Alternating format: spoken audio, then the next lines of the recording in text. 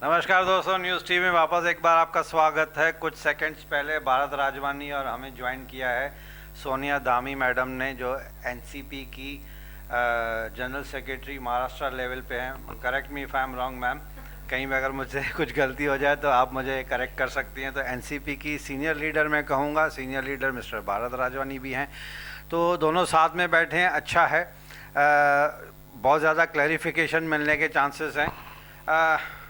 Bharat ji and Sonia ji, NCP रहे, कांग्रेस रहे, BJP रहे, शिवसेना रहे, उल्लासनगर में जो डेवलपमेंट आनी चाहिए वो एक्चुअली आ नहीं रही है। इसके रीज़न क्या हो सकते हैं? क्या उल्लासनगर कॉरपोरेशन में करप्शन मानी जाए, या लोग सोए हुए हैं, या फिर पॉलिटिशियन जी जान से काम नहीं कर रहे हैं? What is the exact reason?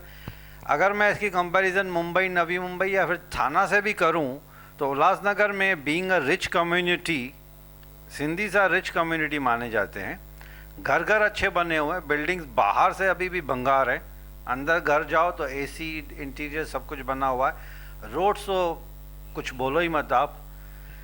क्या प्रॉब्लम है कि डेवलपमेंट जो रिक्वायर्ड होनी चाहिए वो नहीं आ रही है? सोनिया जी, आपसे सवाल है ये। ऐसे है इसमें कि देखिए, मेरा तो अपना पर्सनल अगर पॉइंट ऑफ व्यू पूछिए तो जब तक जनता जागृत नहीं होएगी, पब्लिक में अवेयरनेस नहीं आएगी, तब तक कुछ भी नहीं हो सकता। और सबसे जो फर्स्ट पॉइंट है कि पब्लिक को जागृत होना चाहिए, उनको अपना अवेयरनेस इस बात की आनी चाहिए कि हमें कौन से नेता चुन के लाने हैं।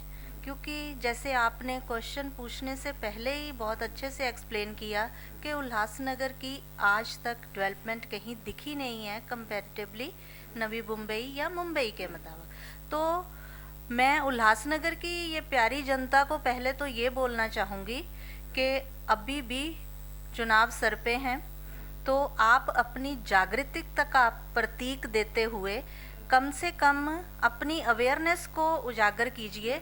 और आपको जो सही मायने में लगता है कि जो सही महीने में शहर का विकास कर पाए, क्योंकि हर पर्सन, मैं आपके चैनल के थ्रू या अदर बहुत सारे चैनल्स के थ्रू देखती हूँ और सुनती हूँ, हर पर्सन और हर नेता आज की डेट में चुनाव प्रचार का यही प्रचार कर रहा है कि भाई उल्लासनगर का डेवलपमेंट क्यों नहीं हुआ। तो इसका मेन कारण ये है कि जहाँ तो पॉलिटिशियन लोग खुद ही सवाल पूछते हैं, खुद ही पूछ रहे हैं, खुद ही हमारे नेता बोल रहे हैं कि उल्लासनगर का डेवलपमेंट नहीं हुआ। और दुर्भाग्यवश बात भी यही है, और ये क्वेश्चन पूछ भी वही लोग रहे हैं जो सत्ता में पावर है, जिनके हाथ में सत्ता रही। तो ये तो अपने आप में ही एक जवाब है कि आप फेल रहे। इतने साल आप सत्ता में रहने के बाद भी आप खुद बोल रहे हो, खुद एग्री हो रहे हो कि भाई उल्लासनगर का विकास नहीं हुआ, तो मतलब यू आर फेल्ड लीडर। तो ये धामिया जी ने जो जवाब दिया है, इससे अगर मैं फिल्टर कर लूँ इस बात को, तो यानी कि पब्लिक जो है उनकी चॉइस में कहीं ना कहीं कुछ कमी है। मतलब वोट करने से पहले they easily get carried away, जिसको हिंदी में बोलेंगे कि पॉलिटिशियन उनको लपेटे में ले रहे हैं। हमारा राइट, एक लोकल लैंग्वेज में बोलूँ कि लपेटे में ले लिया, इंग्लिश में कहेंगे कैरीड अवे हो जाते हैं कि आया, मीठा मीठा बात किया, सपने दिखाए, रोड्स बनेंगे, गार्डन्स बनेंगे, फ्लाईओवर्स बनेंगे, ब्रिजेस बनेंगे, 24 आवर्स वाटर होगा, लोड शेडिंग की कटिंग नहीं होगी। तो शायद जनता या तो इनोसेंट है या तो इग्नोरेंट है। मैं इग्नोरेंट ज़्यादा कहूँगा इसको, इनोसेंट से ज़्यादा, क्योंकि उल्लासनगर की जनता इनोसेंट नहीं है, because they are from the business community. और बिजनेस कम्युनिटी मतलब शार्प माइंड होता है, बिजनेस करना एक मजाक नहीं है, that too in such a competitive scenario, जिसको हम बोलते हैं डॉग ईट डॉग कंपटीशन है उल्लासनगर में। उसमें I cannot label Ulhasnagar citizens as innocent, but respectfully मैं भी उल्लासनगर की पैदाइश हूँ, तो मुझे लगता है कहीं ना कहीं इग्नोरेंस ज़्यादा है। या तो इग्नोरेंस है, या तो फिर वो ध्यान नहीं देते, यार जो आया जिसको आया वोट कर लो।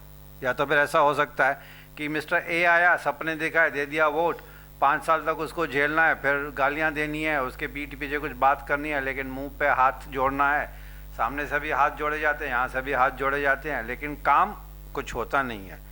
हमारे मुंबई और नवी मुंबई की या इवन थाना की मैं कंपैरिजन करूं तो उल्लासनगर में जो डेवलपमेंट होनी चाहिए वो नहीं हुई है। अनफॉर्चुनेटली। लेकिन जैसे मैडम ने कहा, दामिया ने, कि कहीं ना कहीं पब्लिक को खुद को जागृत होना बहुत ज़रूरी है। तो दोस्तों, न्यूज़ टीवी की तरफ से, एनजीओ की तरफ से मैं भी यही कहूँगा कि वक्त आ गया है।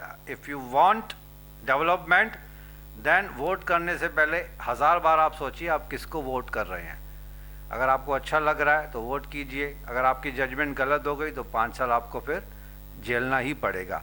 तो दोस्तों, एक छोटी सी ब्रेक के बाद फिर एक नए सवाल के साथ दामिया मैम और भारत जी से वापस मैं मिलता हूँ एक छोटी सी ब्रेक के बाद।